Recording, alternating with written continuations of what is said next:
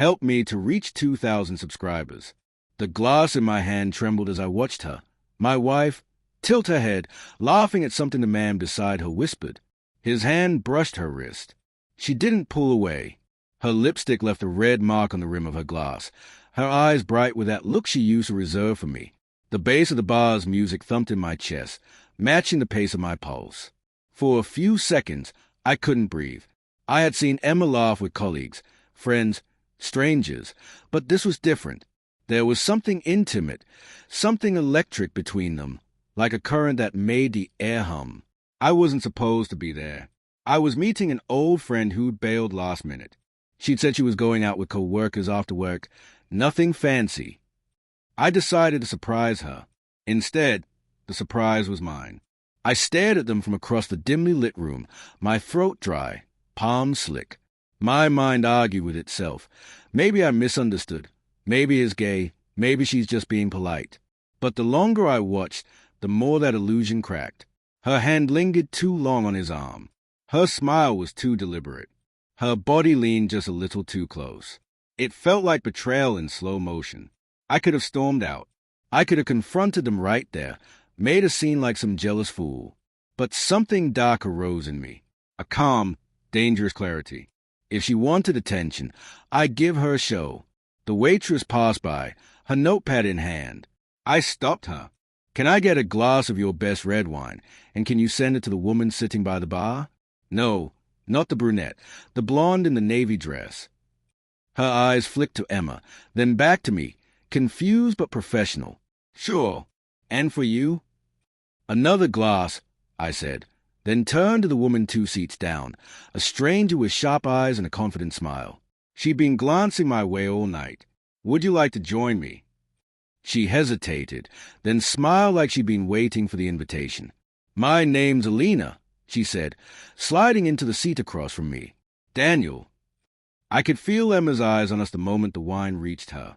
She toned, confusion flickering across her face as she spotted me sitting with another woman. The man beside her said something, but her focus was fixed on me now. Her mouth parted slightly, as if she didn't recognize a man who stared back. Alina leaned forward, her perfume sweet and sharp. You look like someone trying to prove a point. I almost laughed. Maybe I am. She studied me. Let me guess. She's the reason you're here. I didn't answer. I didn't have to. Alina looked over my shoulder, following my gaze. Ah, she murmured. That one. Pretty, but not as subtle as she thinks. Emma's expression shifted, first confusion, then embarrassment, then anger. I watched her whisper something to the man, who looked equally uneasy now. I took a slow sip of wine, forcing myself to stay composed. What are you doing, Daniel? Alina asked quietly. Testing something. I said, I want to see how much it takes before she realizes what she's risking. Alina gave a small, sympathetic smile. Be careful. Sometimes when you test love, you find it's not as strong as you thought. The word stung more than I expected. A few minutes later, Emma stood up. She said something to the man. He looked startled, then shrugged as she walked toward me. Her heels clicked like gunshots on the wooden floor. Daniel, she said, her voice taut, polite enough for the setting but sharp underneath. What are you doing here? I could ask you the same. Her eyes darted toward Alina, then back to me. You on a date? Just meeting someone interesting. I leaned back. You seem busy. Busy.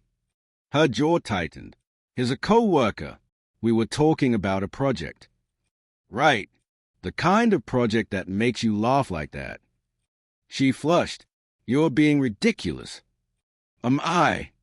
The silence between us stretched, heavy and electric. People at nearby tables pretended not to notice, but their ears were tuned to every word. Alina rose gracefully. I should give you two a moment. No, I said quickly, then softer. Stay. Emma's eyes darkened. You're trying to humiliate me. I looked at her wine glass, the one I'd sent over minutes ago, just returning the favor. Her hand trembled. You think I was flirting? That's what this is about. I met her gaze. You tell me. She didn't answer. That was all I needed. Emma turned and walked out of the bar without another word. I exhaled, every muscle in my body shaking. The noise of the bar faded into a dull hum. Alina placed her hand gently over mine. "You didn't win anything tonight," she said softly. "You both just lost a little more." I nodded, though I didn't want to admit she was right. Later that night, the house was silent when I walked in. Emma was in the kitchen, her makeup wiped off, her eyes red. She didn't speak at first. "I didn't cheat, Daniel," she said finally. Her voice was low, raw. "But tonight, I might have, if you hadn't been there." It hit harder than a slap. She continued, "I don't know why. Maybe because we've been distant. Maybe because you stopped seeing me. Or maybe because I wanted to feel wanted again." Her voice cracked. "I'm not excusing it. I'm just telling you the truth." I wanted to scream, to tell her how much it hurt. But all I could do was whisper, and what am I supposed to do with that? She stepped closer, tears streaking her face. "Forgive me, or don't. But don't pretend you haven't been fading too." Her words found their mark. I had been fading, drowning in routine, burying affection beneath exhaustion and pride. But betrayal wasn't a symptom. It was a choice. That night, I slept on the couch. The next morning, she was gone. No note, no goodbye. Just silence. Days passed. I replayed that night over and over. The bar, the laughter, the wine, her confession. Part of me wished I confronted her sooner. Another part wished I hadn't gone at all.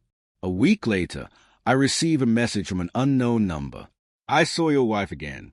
Same bar, same man. They weren't talking about work this time." I sat there, the phone cold in my hand. The truth, once only a suspicion, had finally become undeniable. But what broke me wasn't the betrayal. It was that I didn't feel rage anymore. Just emptiness. Love, I realized, doesn't always end with fire. Sometimes it dies quietly, at a bar, under dim lights, when laughter sounds like goodbye,